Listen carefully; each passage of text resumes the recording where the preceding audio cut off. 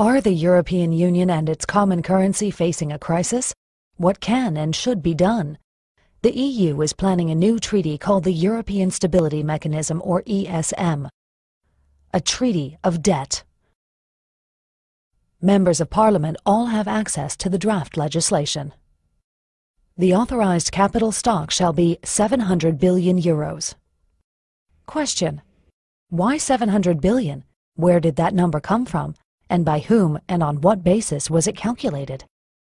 ESM members hereby irrevocably and unconditionally undertake to pay on demand any capital call made on them within 7 days of receipt of such demand. Question: nothing really. That part is clear. If the ESM needs money, we have 7 days to pay. Taking normal bank processing times into account, that means we have 4 days to write a check. But what does irrevocably and unconditionally mean? What if we have a new parliament, one that doesn't want to transfer money to the ESM? Do we have to pay anyway? The Board of Governors may decide to change the authorized capital and amend Article 8 accordingly. Question: pardon me? 700 billion is just the beginning?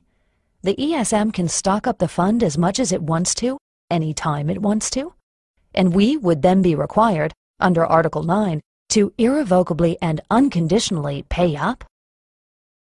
The ESM shall have full legal capacity to institute legal proceedings. The ESM, its property, funding, and assets shall enjoy immunity from every form of judicial process. Question: so the ESM program can sue us, but we can't challenge it in court? The property, funding, and assets of the ESM shall be immune from search, requisition, confiscation, expropriation, or any other form of seizure, taking, or foreclosure by executive, judicial, administrative, or legislative action.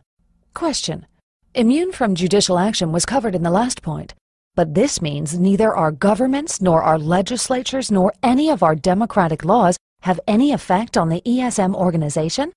That's a pretty powerful treaty. Governors, alternate governors, directors, alternate directors, the managing director, and staff members shall be immune from legal process with respect to acts performed by them, and shall enjoy inviolability in respect to their official papers and documents. Question: so anyone involved in the ESM is off the hook? They can't be held accountable for anything? And does the inviolability of their papers mean we can't destroy them, or that we won't even be allowed to see what's been written? The treaty establishes a new intergovernmental organization to which we are required to transfer unlimited assets within 7 days, if it so requests. An organization that can sue us but is immune from all forms of prosecution, and whose managers enjoy the same immunity. There are no independent reviewers, and no existing laws apply. Governments cannot take action against it. Europe's national budgets in the hands of one single, unelected, intergovernmental organization? Is that the future of Europe? Is that the new EU? A Europe devoid of sovereign democracies? Is that what you want?